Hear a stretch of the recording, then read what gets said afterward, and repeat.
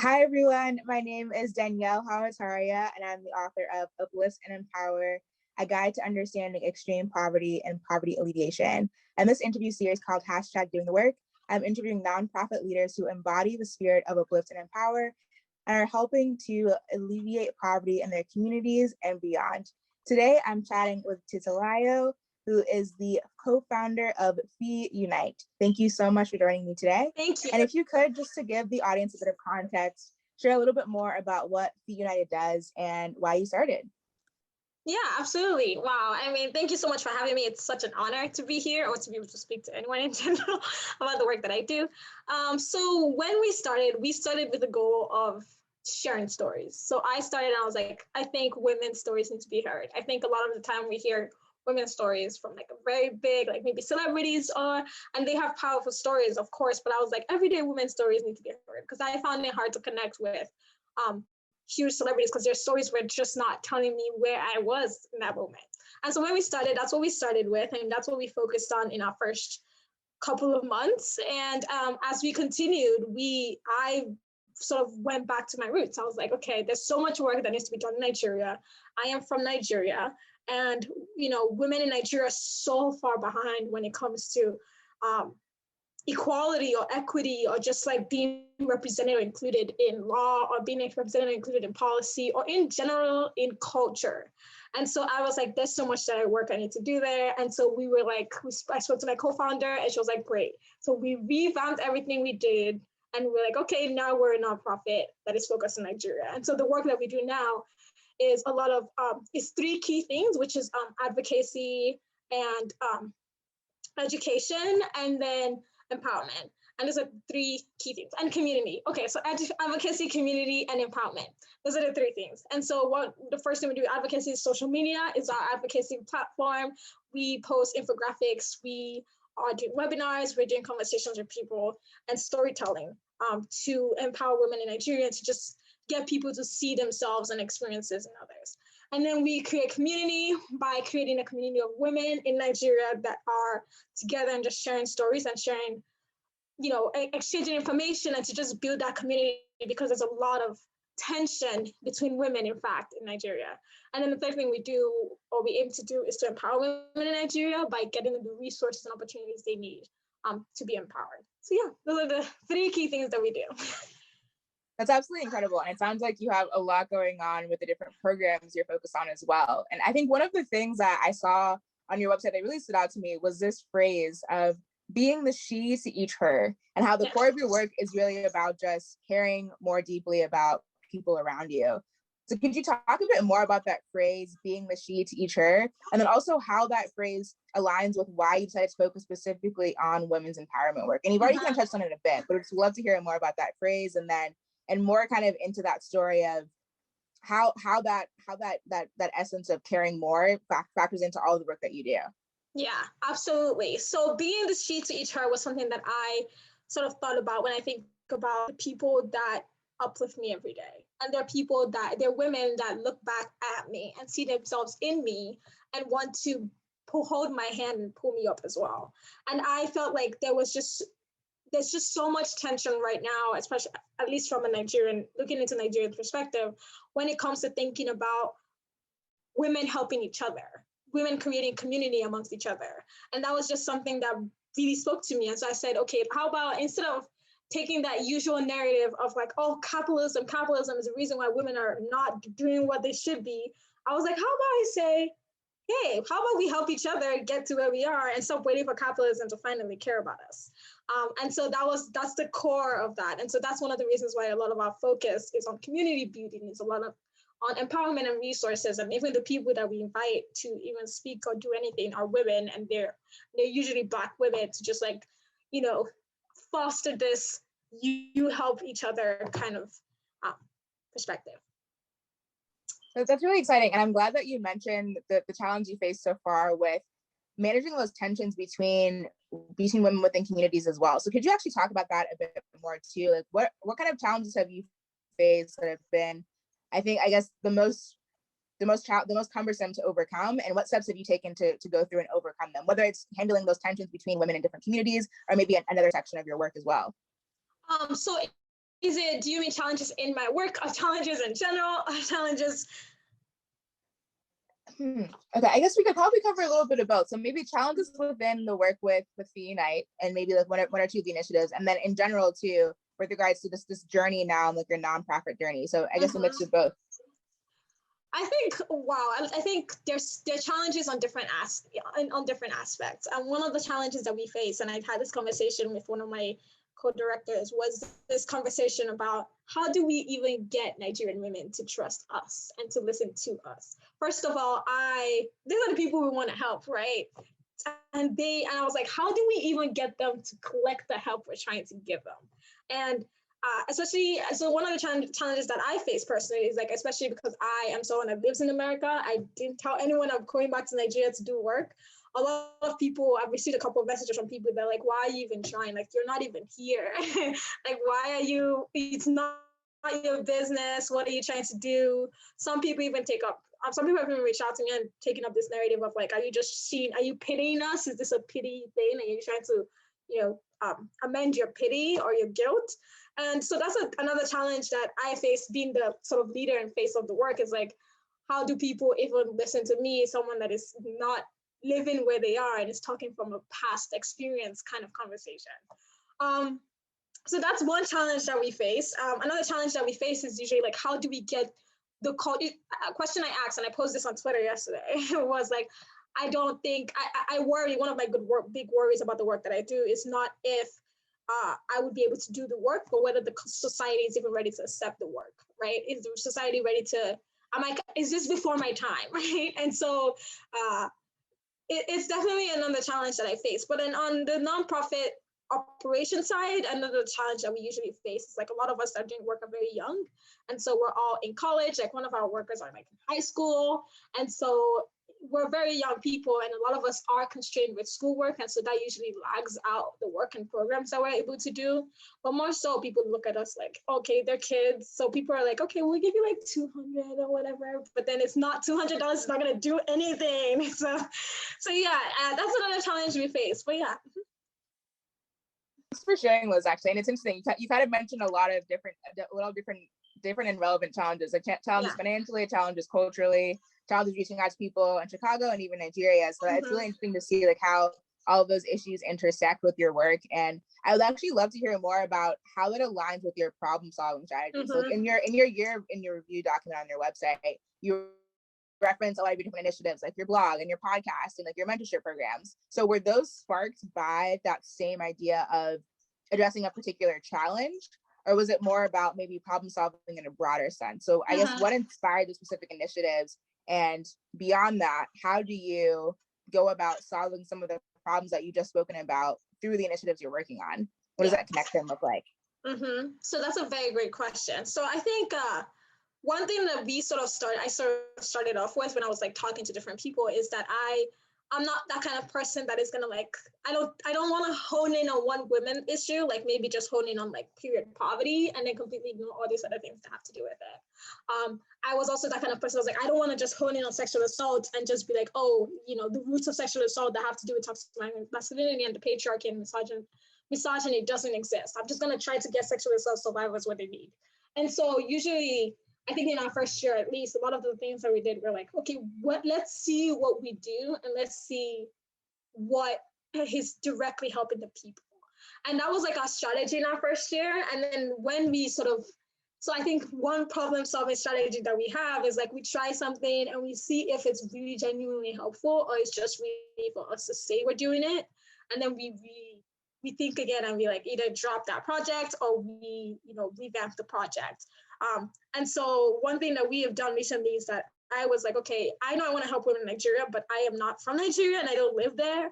So how about I create an advisory board of people that live in Nigeria.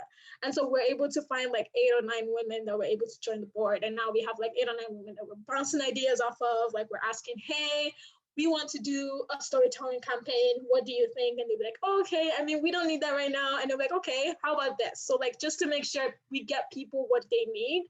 And I think we're very lucky that the women that we're speaking to are women that see that gap. They see that gap in where women can be and where women are in Nigeria, and they're willing to close that gap, because that's a big thing.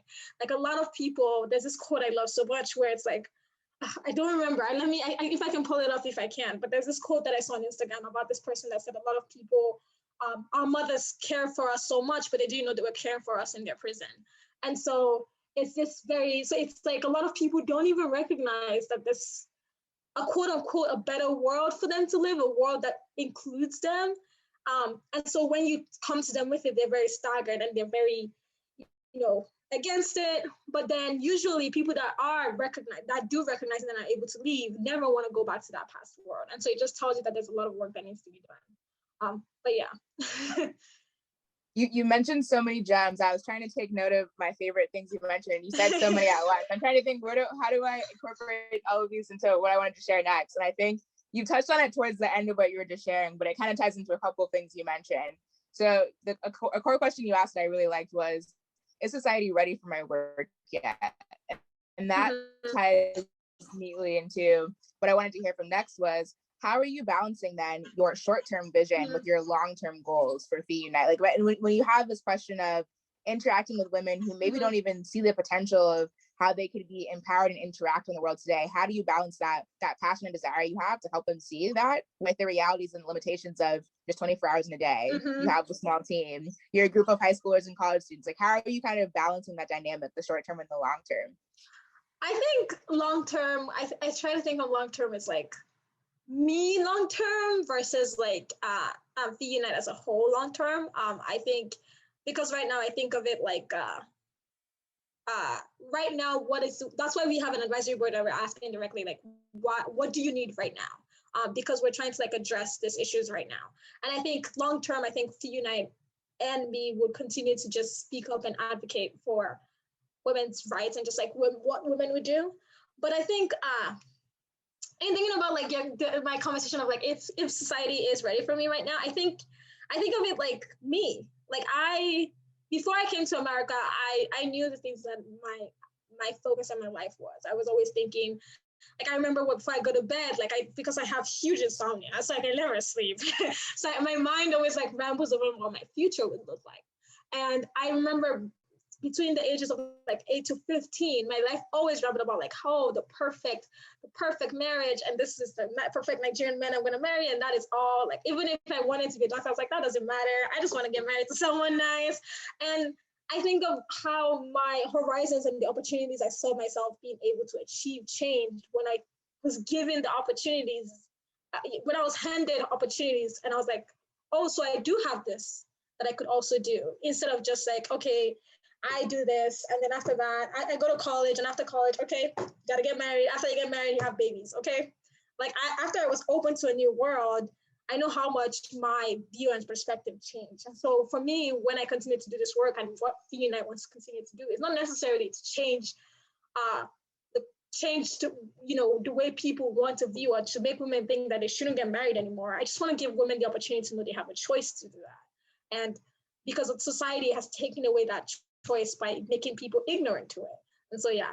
So hopefully that's what we do long term, but yeah.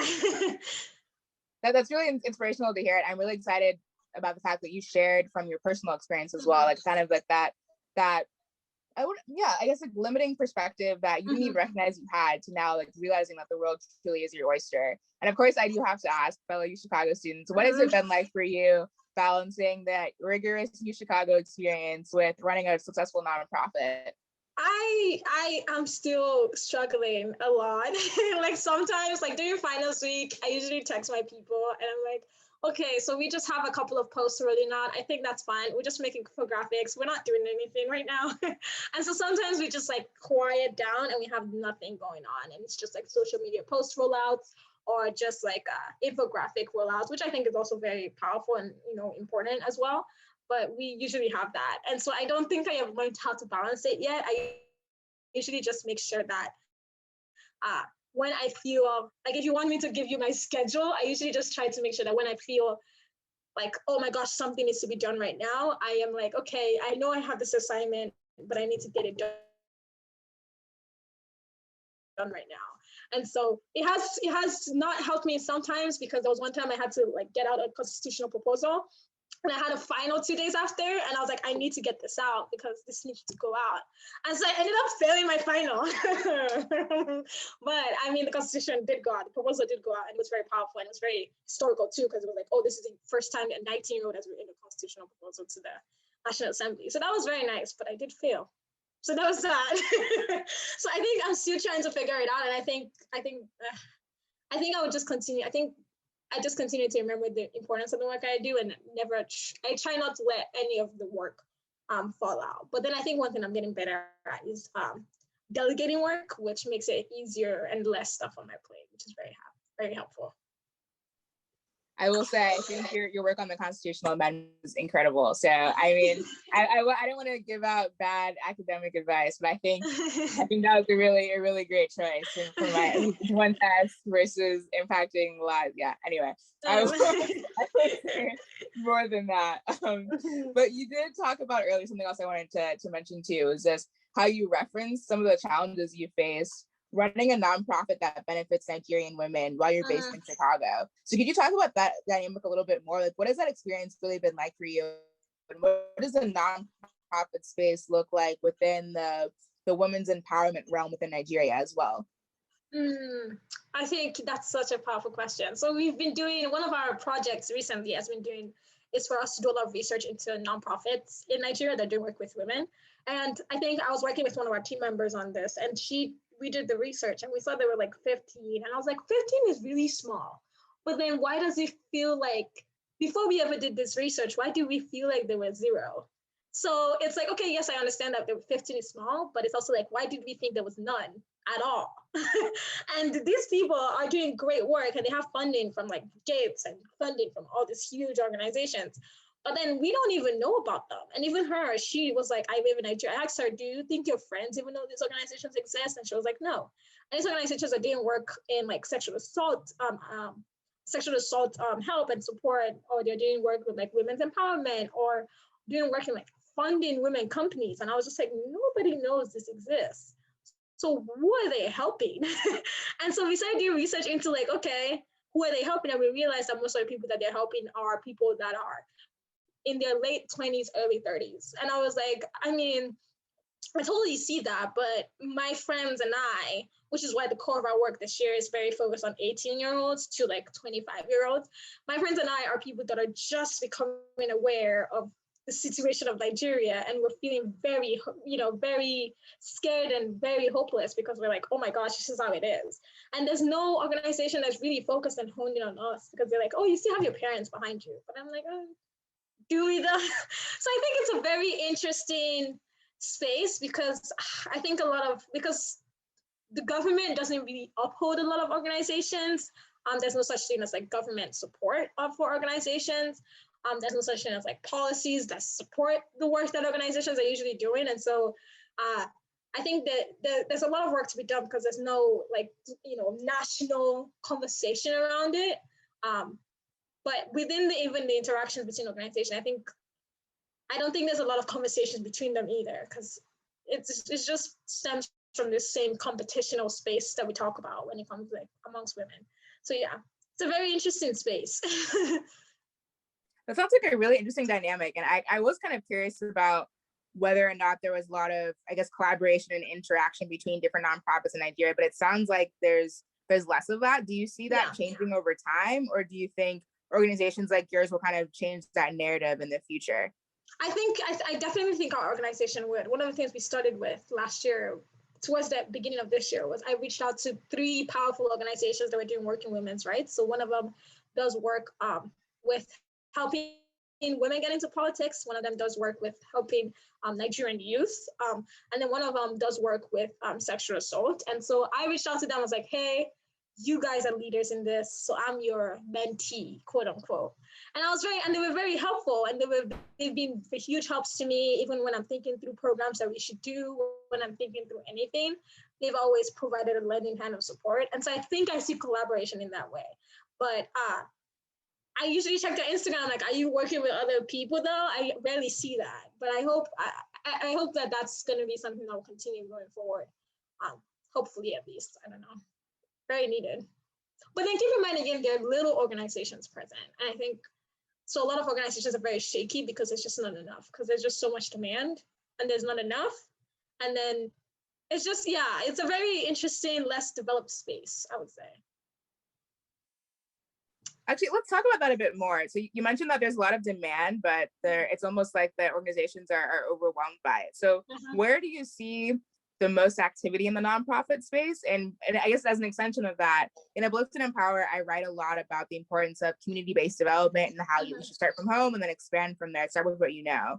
So do you see your work with the United expanding beyond the current regions you're working in and then going beyond Nigeria, maybe, or even other countries in Africa? Or do you see it as an opportunity for you to really hone in on maybe those areas that have a lot of demand for help, but maybe don't have lots of organizations that are nearby? So I guess it's kind of two questions in one. Yeah. First is where are the core pockets of non-poverty work happen or nonprofit work happening? And then beyond that, do you see yourself kind of shifting that balance from a community-centered focus to eventually maybe a national and even a global focus in the long term? I think core pockets, and this is again something we talked about when I was talking to the research person that I was working with. I think a lot of organizations in Nigeria are trying to solve the consequences of root issues. So I think rape is the end. When you think of huge issues that really grab attention, rape, sexual assault, domestic violence, I think they're the end to core and root systems of behavior that Nigeria has not dealt with. And so I think a lot of organizations are trying to solve the top and they're not pulling out the issues from their roots, if that makes sense. And so I think a lot of organizations are doing so when I think about sexual assault work that's been done in Nigeria, they're done to help victims of sexual assault. I'm like, okay, but it already happened. So what are we doing there? How can we help you as a victim of sexual assault? Another organization that I know of is an organization that works with women. A lot of organizations are focused on women, empowering women. And so they give women money to do business or to do work or to start up a business or to go to school or whatever. And I'm like, this is very great, but how about we have a conversation about why a lot of women are not being compelled or being encouraged to be self-reliant, to be able to do things for themselves, to have more opportunities. How about we talk about the fact that if your organization ceases to exist tomorrow, all the people you're supporting will literally fall to the ground. What does that mean? And so I think a lot of organizations in Nigeria, the core of their work, again, is if you want to mix this names, it's sexual assault work, it's women empowerment work, it's education work, but most of them are not talking about roots in our culture that are perpetuating this oppression that is against women in Nigeria. And I think until we do that, we'll keep coming back. This is not a final solution. And so because we haven't changed our culture, one key quote that I usually say, which I got from this movie On the Basis of Sex, which is a biographical movie about Ruth Bader Ginsburg. She didn't say it though, but this quote that she said, quote unquote, in the movie is, the court does not change by the weather of the day, but by the climate of the era.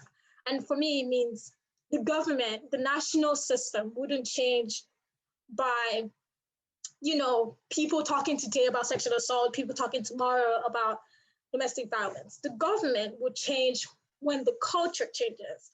That's when it will reflect in the system. And so I think if people keep doing work on the outsketch, which is just private work, which I don't think is very sustainable, we still have a long way to go, because for it to be sustainable, the government has to make a change in some way. And so I think, yes, that is your first side question. Your second question, I think the United's work, I think long term, I think we would always continue to advocate for women's rights on a global scale, just because I think the core of our work, and I always say this, core of our work is advocacy, to change the dialogue, to change the conversation, and to have the hard conversations about how Nigerian culture, because that's where my experience is. But in general, because I think I've seen that most of Nigerian culture is usually something that you can see similarities in African culture. So I think we would continue to have that dialogue about how we can, in our generation, especially with social media, which I think is the greatest thing in the world, how we can change the conversation around the way things can be. And so I think in terms of like, would we spread to other regions? I think for advocacy, we will, for sure.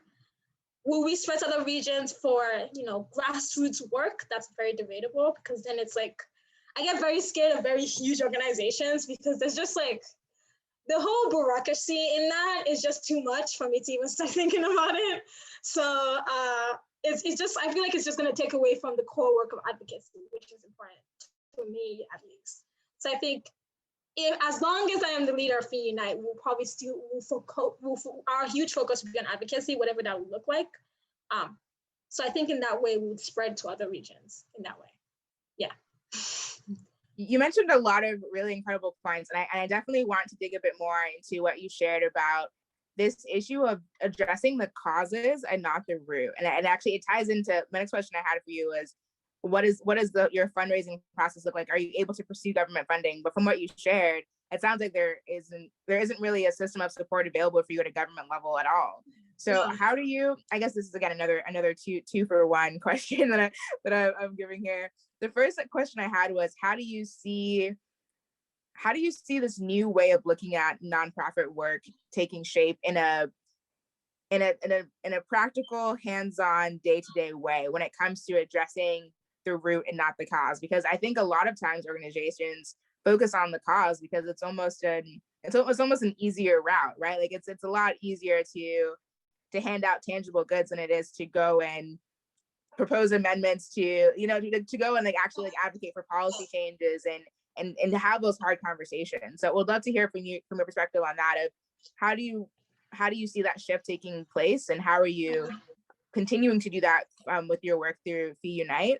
And then as a second part to that, I guess, do you see the government's attitudes and opinions towards nonprofit work changing? Like, do you see a future where nonprofits have that kind of support?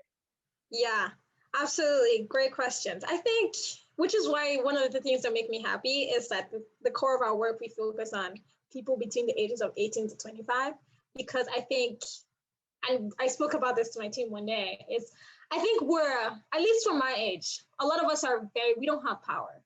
And so, to be honest, like if you think about power in the world and you think about the power we have, like we think we have power in social media, we don't have power.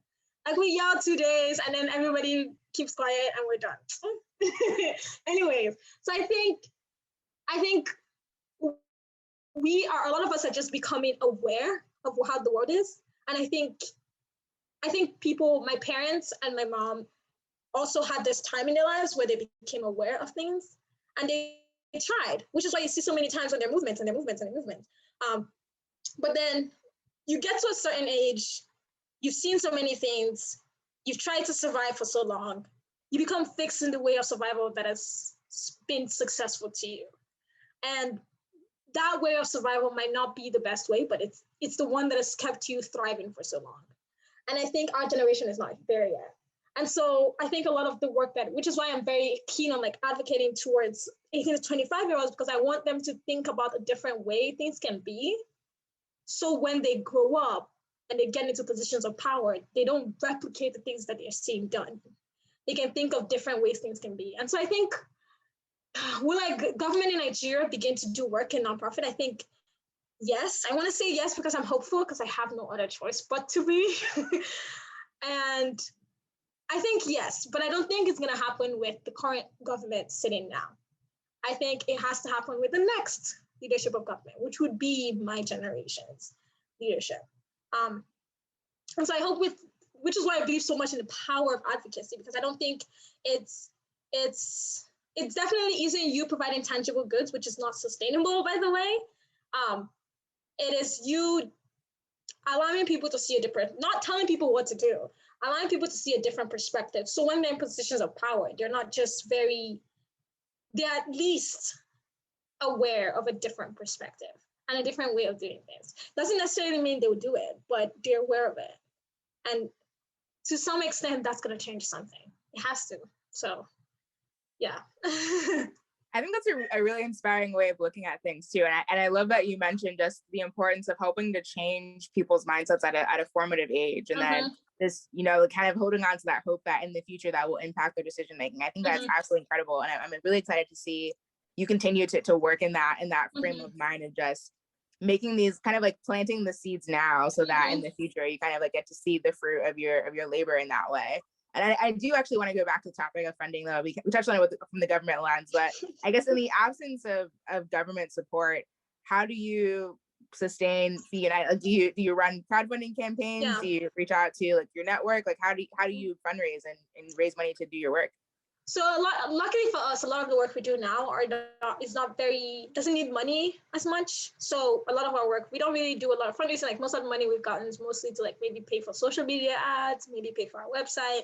And that just comes from like crowdfunding. Like I asked my mom, my co-founder asked her mom, her parents. And so it's very small money. But as we continue to grow, we're planning to, we're going to touch on something that's really powerful to me is I am hoping to use my position of privilege here by virtue of just being here to gain funds to go to do work in Nigeria. Because here, the conversation around government support is very different. And I think there's a lot of money here. So, and I think the money is not being used well. Okay, I have to say this. I just looked at, I take a gender and sexuality course, and my professor just showed us today a shirt that says, a t-shirt, black t-shirt, plain black, cotton t-shirt, 100% cotton, that says, we should all be feminists. Who makes it? Dior. It's a Christian Dior. How much is this t-shirt? $860. And it's sold out.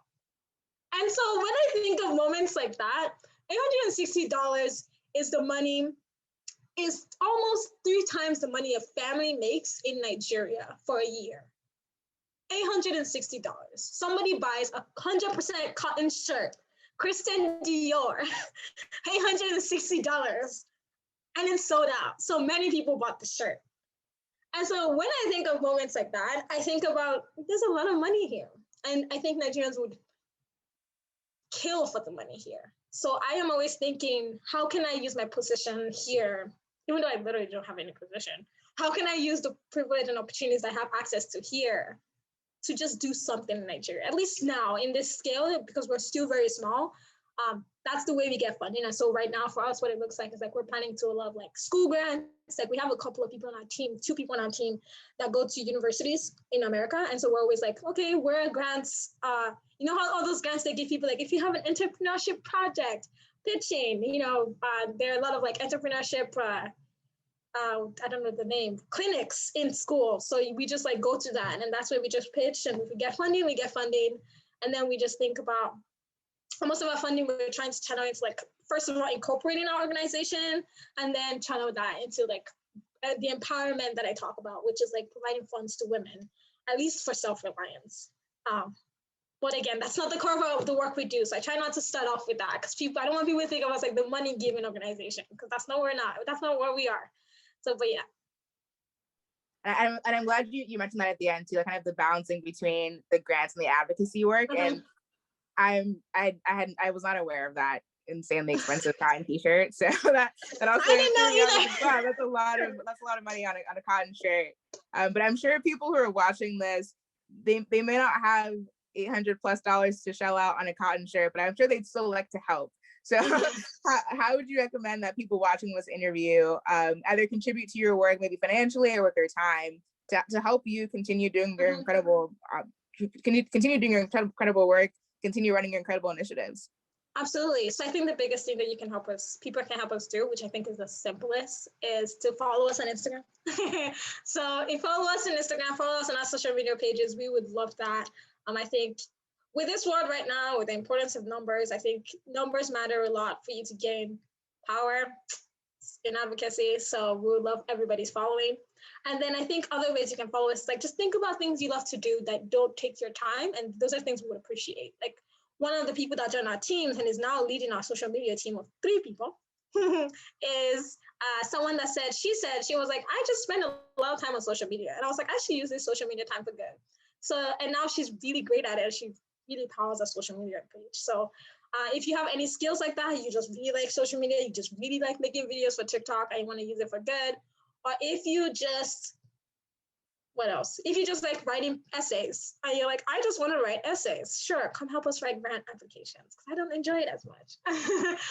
So whatever way you think you love doing things and you want to you just want to channel it for good, we would love your help in that way. So just reach out to me, email us, Instagram, and we would love to add you to the team. We don't care how big our team gets. We just need all hands on deck to get the work done. So yeah, that's ways you can support. Excellent. That's really exciting. And I'm excited to share this interview with my community, and hopefully it expands beyond that as well. And I'd say, I guess the last question here, I know I'm in the bonus round realm of questions now.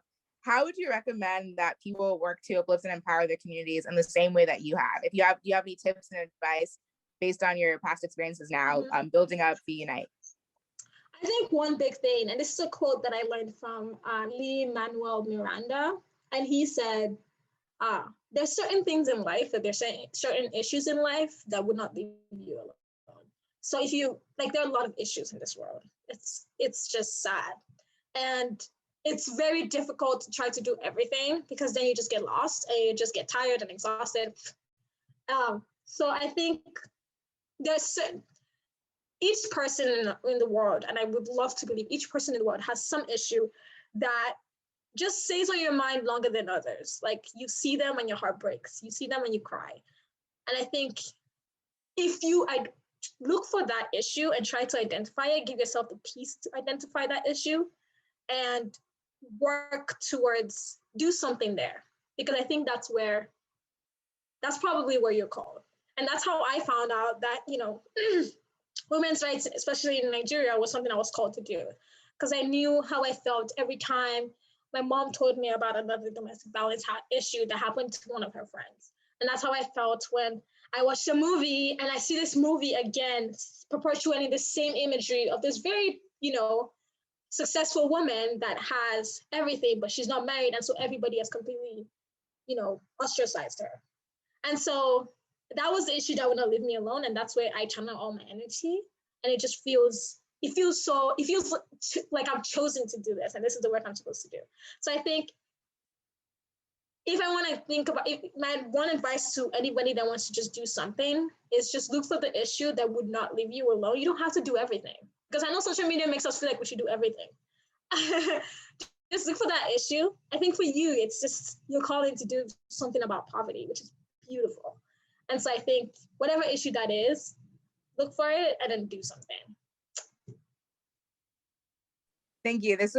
I had a really great time chatting with you. And I think this has been so insightful for me as well. Just like hearing your enthusiasm for your work and hearing about all the different experiences you've had as well. The advice was absolutely like priceless as well. So thank you so much. This has been really great.